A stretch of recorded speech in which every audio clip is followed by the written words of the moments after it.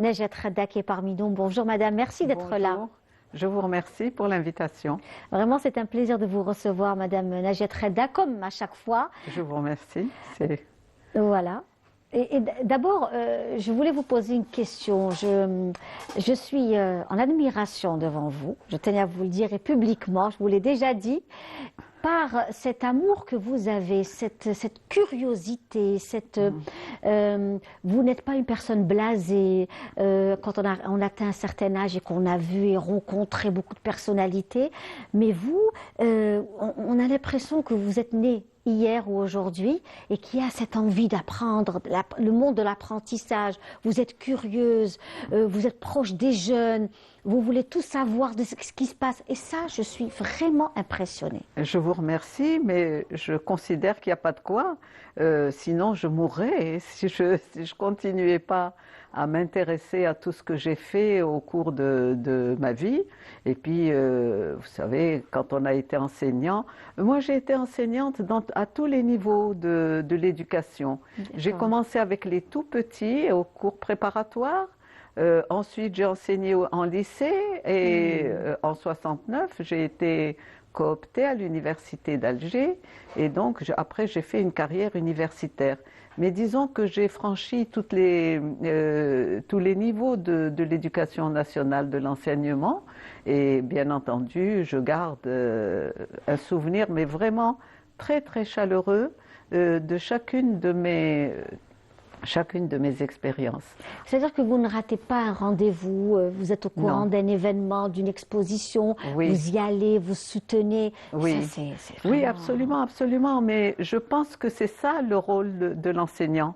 Et qu'on ne peut pas être enseignant si on n'est pas au courant un petit peu de ce qui se fait, de ce que la jeunesse est en train d'innover, des tournants aussi de la vie. Donc, je pense que c'est inhérent à la fonction d'enseignant. Et bon, je n'en tire aucune gloire, je trouve que c'est naturel.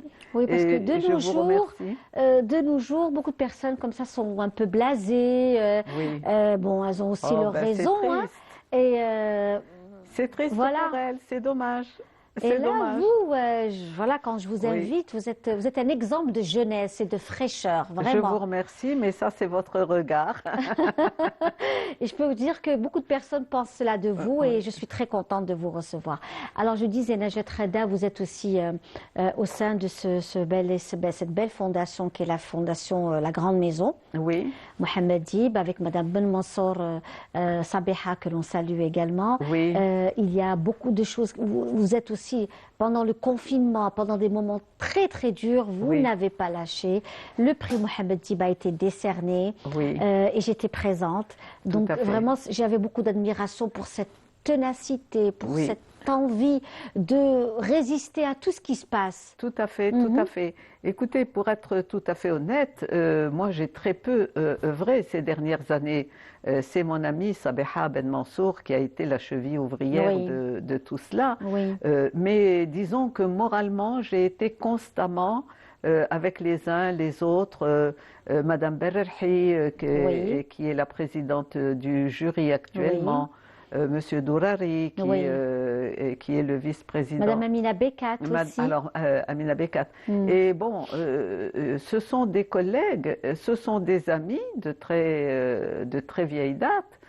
Madame Bekat, quasiment, je ne sais pas, moi, 50 ans d'amitié. Donc voilà, nous avons une certaine continuité, et puis comme nous avons les mêmes objectifs, les mêmes passions pour les livres, et bon. Et donc, je suis présente, disons, essentiellement moralement. Quand c'est nécessaire de donner un petit coup de main, je le fais. Mais disons que j'ai quand même passé le témoin, ça fait déjà 2 sessions du prix où j'ai passé le témoin. D'accord. Voilà, en tous les cas, c'est que du bonheur de vous recevoir. Et il est question aussi pour vous, hein, donc ce week-end, le week-end prochain, samedi prochain, un Oui, beau rendez-vous au niveau du Théâtre national Mahdi Bachtarzi à 10 heures. à À 9h30. 9h30, Oui, où vous allez être donc honoré par l'Institut du monde arabe, mais ça se fera ici en Algérie. Et c'est un honneur pour nous, hein, que vous soyez aussi honoré par l'IMA, l'Institut du monde arabe, à l'occasion des 60e anniversaire de l'indépendance de tout à l'Algérie. fait. Pas mal d'activités, de manifestations se font. Et vous, vous êtes aussi donc partie prenante en tant que femme de lettres, en tant qu'épouse aussi de Monsieur Khada. Donc c'est tout un parcours. Vous représentez aussi ce couple d'intellectuels, ce couple de militants. Hein, Oui.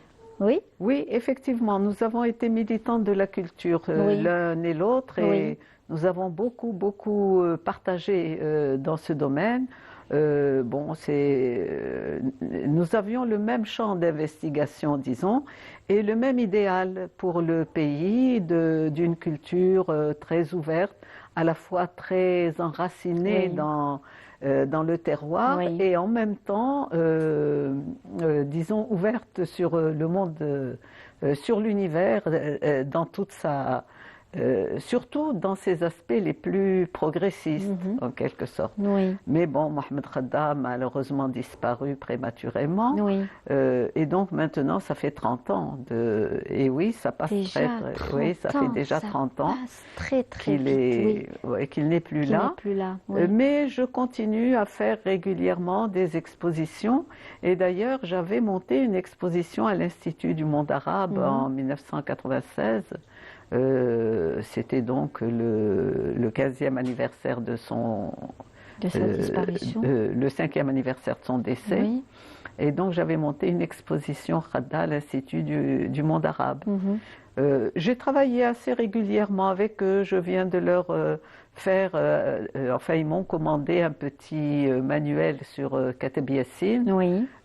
parce que, oui, il faudrait que je vous précise qu'à l'Institut du monde arabe, il y a eu en 2011, si ma mémoire est bonne, la création d'une chaire qui est chargée des relations avec les différents pays arabes. Mhm.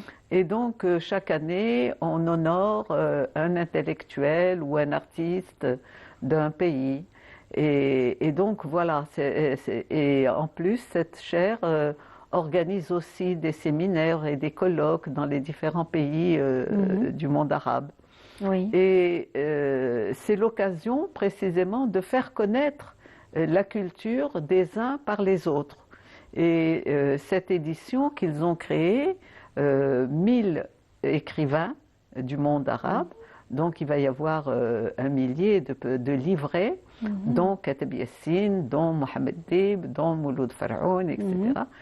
En tout cas, un certain nombre à faire connaître en dehors de l'Algérie, dans les autres pays du monde arabe. Mhm.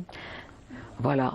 Bon, moi je suis bien entendu, étant donné mon âge et mon parcours sur la branche francophone, Mhm. mais il y a également tous les écrivains de langue arabe Oui. voilà, qui sont traités par des critiques spécialistes Mhm. de la question.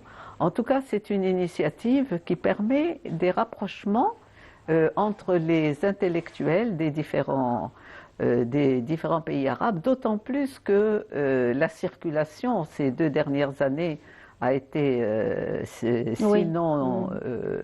impossible, en tout cas très très restreinte, et donc la circulation des livres peut compenser un petit peu.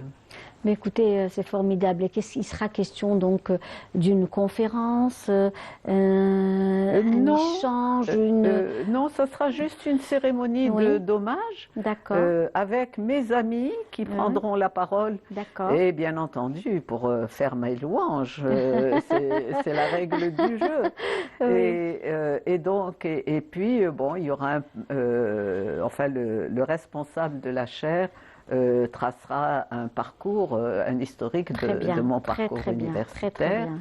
Voilà, et donc, et puis après, ils me remettront une médaille Oui. que je garderai précieusement. Mais écoutez, c'est magnifique. Alors, pour revenir justement à votre monde, qui est le monde de la littérature et de l'écriture, nous sommes à quelques jours du Salon international du livre d'Alger, qui ouvrira ses portes ce jeudi. Bien sûr, un bon nombre de nous tous, nous serons aussi présents pour aussi faire découvrir ce qui est en train de se faire en matière de création Oui. littéraire, d'édition, le monde du livre. Et cet livre, comme on parle de ces jeunes romans, on parle beaucoup de cette jeunesse et la jeunesse du roman. Ça ne veut pas dire que l'écrivain est jeune, Oui, mais c'est un jeune romancier. Vous tout à voyez? fait. Et vous y tenez beaucoup. Parce Oui, que, ouais? oui, j'y tiens énormément parce que, vous savez, dans notre pays, il y a depuis l'indépendance un problème qui est un problème fondamental, qui est le problème de la langue d'expression. Mm. Et dans la mesure où enfin, je ne dirais pas des tiraillements, mais des problèmes de légitimité qui ressurgissent, parfois des malentendus, etc.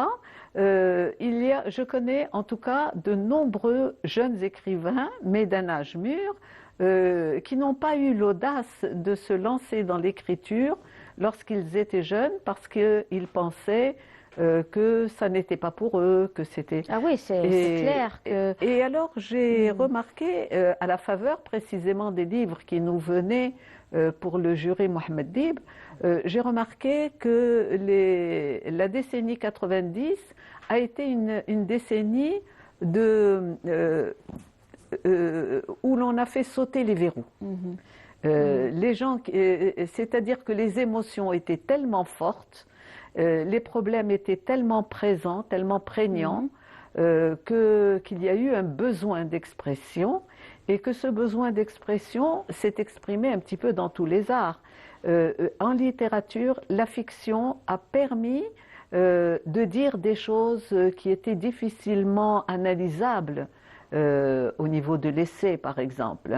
Il fallait attendre un petit peu que les choses mûrissent pour pouvoir écrire des essais. Mais la fiction a joué ce rôle, et donc il y avait, enfin, en tout cas dans les sessions des années 90, il y avait vraiment des gens qui n'avaient pas du tout l'intention d'écrire et qui se sont mis à écrire à cette occasion-là. Oui. Aujourd'hui, donc, pour revenir toujours au Salon du Livre d'Alger, Oui. La présence de la Fondation, la Grande Maison sera présente aussi. Est-ce que ce sera... pas en tant que oui, tel, oui. mais par les productions des uns Oui. et des autres. Oui. Madame Ben Mansour, bien entendu, va venir. Je ne voudrais pas dire des bêtises, mais je ne crois pas qu'il y ait une activité particulière organisée. Par contre, Madame Bererhi organise un colloque, d'autres, Madame Bekat, qui jusque-là avait tenu le stand de l'écriture africaine, Oui. parce qu'elle est spécialiste la littérature d'Afrique oui. voilà, subsaharienne, voilà, sera présente elle aussi. Et puis, bon, toutes les personnes qui seront là auront leur contribution particulière. Voilà, moi je ne suis pas impliquée directement. Mais je suis impliquée, disons, dans la totalité de la production, de par mon choix personnel. Ben écoutez, c'est parfait. On aura le plaisir de se voir ou de se croiser au Salon international du livre. Et puis, on vous félicite encore une fois pour cette décoration qui aura lieu donc au Théâtre national Mehdi Ben Tarzé à partir de 9h30. Oui. Et donc, est-ce que c'est ouvert au public? Est-ce que les gens peuvent venir? C'est ouvert au public. Très bien. Oui, quiconque est intéressé peut venir. Très bien. Bon, voilà. Et puis, bon, dans mes activités, je continue toujours à ce travail de patrimonialisation, si je peux utiliser ce barbarisme, en tout cas de sauvegarde du patrimoine, et tout particulièrement du patrimoine qui est celui de ma génération, c'est-à-dire des artistes, écrivains, peintres, musiciens, dramaturges, etc., qui ont accompagné la guerre d'indépendance Oui. et qui ont œuvré à poser les jalons d'une culture nationale en Algérie. Mohamed Khadda était, disons, un pivot de cette réflexion sur la culture nationale. Il a écrit à cet égard. Et donc, je me fais un devoir de perpétuer à la fois sa pensée et son œuvre. Bon, j'ai milité pendant longtemps pour la création des musées Mohamed Khadda Oui.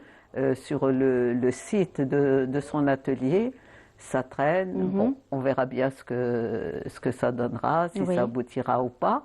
Je ne sais pas si l'Algérie est mûre pour des petits musées comme Mais ça. si, comme il y a eu aussi donc des musées qui ont été faits aussi dans d'autres petits espaces, que ce soit à Djelfa, Oui. dans des voilà donc à l'intérieur, ça existe. du pays. D'ailleurs, D'ailleurs, moi, quand je me déplace dans les wilayas, C'est dans ça. les villages, Tout à je fait. demande à voir le musée et parce que en fait, c'est aussi la vitrine de la Tout à région fait. et on comprend vite et profondément Tout à fait.